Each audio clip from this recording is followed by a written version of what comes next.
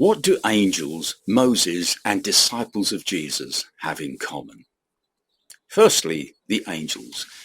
Psalm 103 verse 20 following says that angels hearken unto the voice of his word, contrasted with the hosts that serve him and do his pleasure, verse 21 following. The hosts, you see, are servants that do his pleasure. They are faithful in their serving and are pleasing to God, performing precisely the details of his commands. God maintains the universe perfectly through their ministrations. None of them fail. Their role is to serve faithfully. The angels are remarkable for their power and their faithfulness in obeying God's commandments.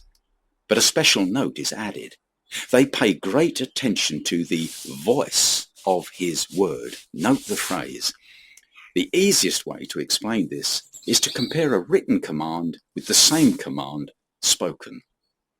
If we read, say, the words sit down, we can't tell how they are being expressed. Is it an angry command to sit down?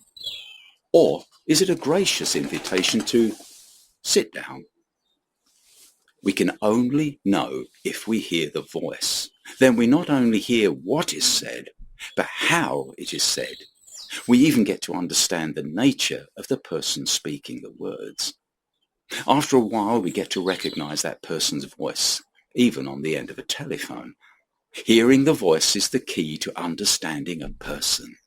The angels are not only faithful to God's commands, they understand the spirit behind those words. They understand the grace and the love and the kindness and the holiness behind those words. They know why God commands a certain thing, not only what he commands. They hearken to the voice that is speaking the word. So that's where angels are special. And Moses? Psalm 103 verse 7.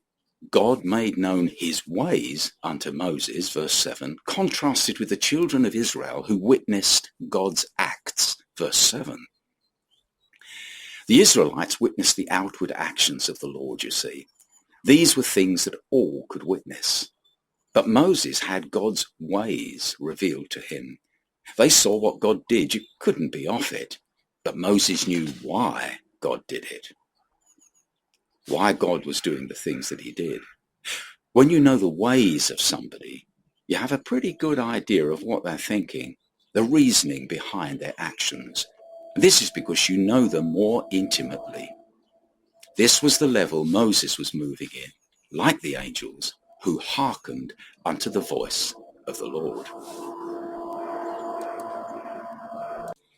So we have the angels and we have Moses. And what about the disciples? John 15 verse 15 says this. Jesus speaking, "No longer do I call you servants," he says to them, "for a servant does not know what his master is doing. But I have called you friends, for all things that I heard of from my Father I have made known unto you." Jesus, the Son, shared all he knew of his Father with his disciples because they were also friends, no longer mere servants. Jesus refers to the position of servants and says that a servant isn't entrusted with the private details of what his Lord is doing or planning, unlike his friend, who has a much more intimate knowledge of him and his ways. He goes on to say that the disciples are his friends, and he has entrusted them with everything he has heard from his Father. The angels hearing his voice then, Moses knowing his ways, and the disciples taken into Jesus' confidence, the thing they all have in common is intimacy with God. That is our greatest treasure, and the discoveries never end. In his light, we see light. Psalm 36 verse 9.